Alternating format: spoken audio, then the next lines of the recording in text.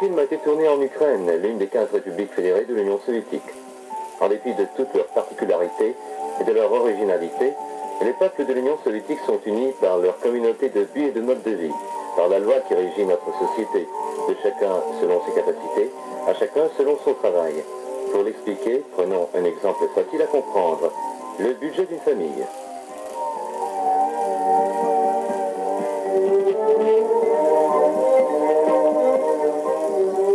Le budget d'une famille soviétique.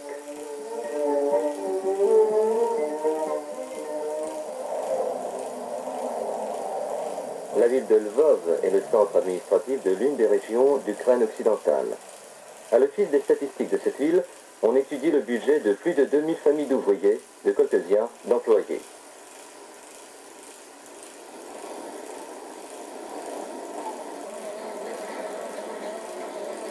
Nous prenons d'emblée que dans ce film, il y aura beaucoup de chiffres, puisqu'il sera question du budget, c'est-à-dire d'argent et donc forcément de comptes.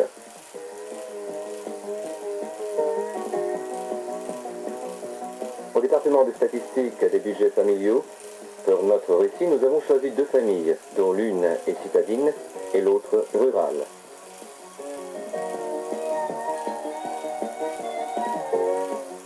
L'usine d'autobus de Lvov est l'une des plus grandes entreprises de la ville.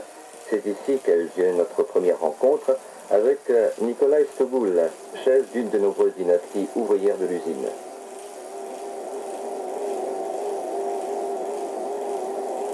Nikolai Stoboul est un mécanicien hautement qualifié. Il travaille à l'usine depuis 32 ans et gagne 350 roubles par mois. Son fils cadet, Igor, est entré à l'usine après son service militaire. Il est régleur d'équipement automatique et gagne 160 roubles par mois. Son fils aîné, Nikolai, est ingénieur technologue après avoir débuté comme ouvrier. Son salaire est de 180 roubles.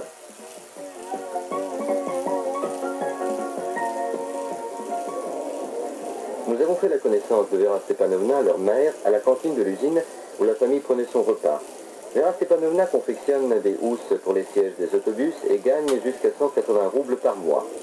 Depuis la naissance de sa petite fille Salomia, Vera Stepanovna travaille surtout à la maison.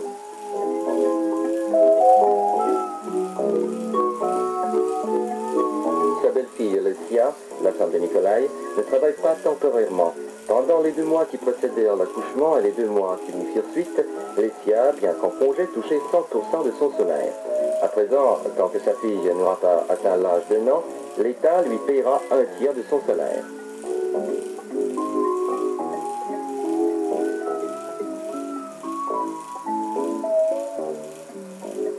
Ajouter à cela la gratuité de tous les soins médicaux et tenir compte du fait que la jeune mère est assurée de retrouver son poste après un congé pouvant aller jusqu'à 1 an et demi.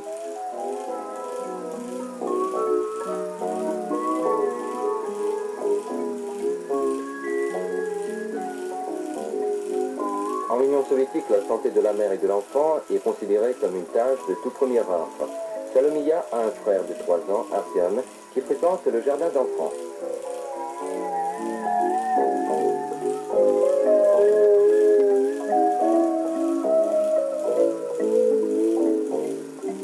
Le revenu mensuel moyen par personne de cette famille de 7 membres est donc de 130 roubles.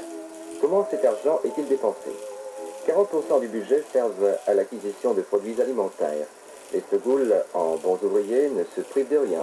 Les vêtements, les chaussures et les autres articles de fabrication industrielle sont achetés en fonction du besoin.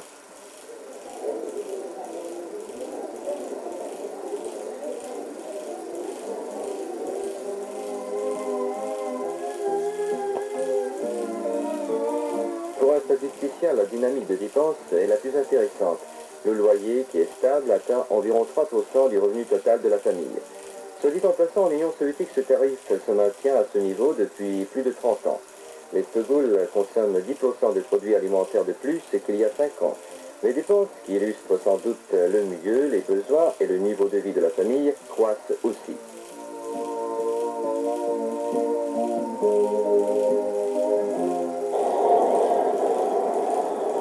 Igor préfère le stade. Les autres membres de la famille vont le plus souvent au cinéma et au théâtre.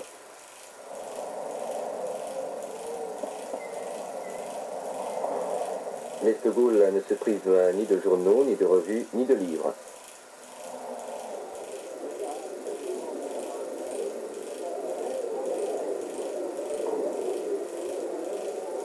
Igor, par exemple, est amateur d'ouvrages de vulgarisation scientifique et de belles lettres, mais ces derniers temps, il achète beaucoup de livres techniques, car il a l'intention de faire des études supérieures. Son frère lui recommande d'opter pour la chaire d'automatisation de l'Institut Polytechnique, où il a fait lui-même ses études.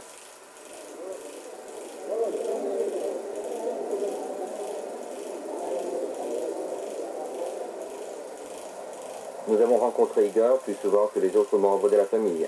Étant encore célibataire, il a plus de temps libre. Et c'est ensemble que nous avons fait le compte des revenus et des biens que nous offre notre société et qui ne peuvent être évalués uniquement en roubles.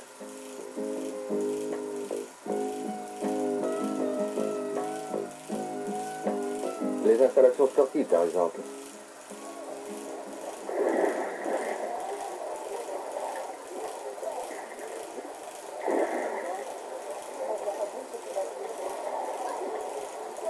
Igor et Nikolai font de la natation à la piscine municipale, sous la direction d'entraîneurs, et ça ne leur coûte pas un sou.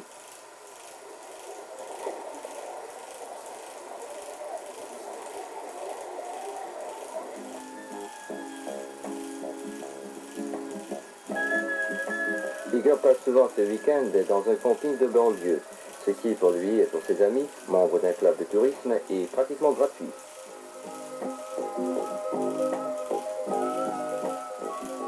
Les fonds sociaux de consommation constituent en fait le second salaire de chaque citoyen soviétique. Les Stogouls aiment passer leurs vacances à la base de repos de l'usine, située sur les bords du pittoresque lac Suikaz. Les bons de séjour sont gratuits pour les ouvriers de l'usine. Les congés, évidemment, sont payés.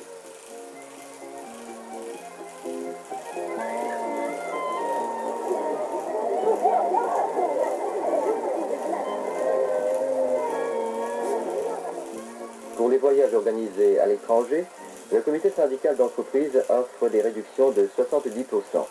C'est ainsi que les parents Stogouls ont pu visiter la Bulgarie, la Tchécoslovaquie et le Japon. Les fonds de l'entreprise permettent également de financer d'autres formes de vacances et d'activités culturelles.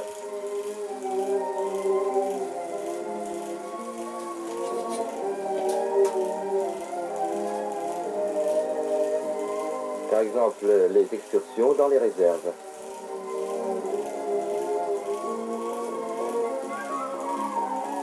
Les conférences, les concerts donnés par des artistes connus. Ces concerts ont souvent lieu, comme vous le voyez, dans les ateliers d'usine, pendant la pause de midi.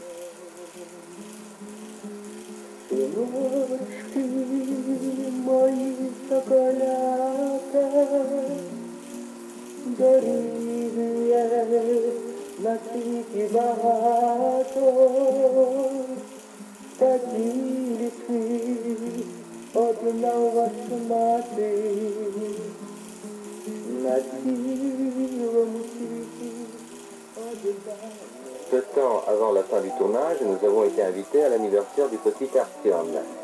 Cela nous a permis de connaître le quotidien de cette famille, de juger de son train de vie et des difficultés qu'il rencontre. Des difficultés, il y en a bien sûr, et la plus importante, c'est qu'en 4 ans, la famille a pratiquement doublé en nombre. Elle ne dispose que d'un 3 pièces, mais il convient de noter que les Stogouls peuvent envisager l'avenir avec confiance.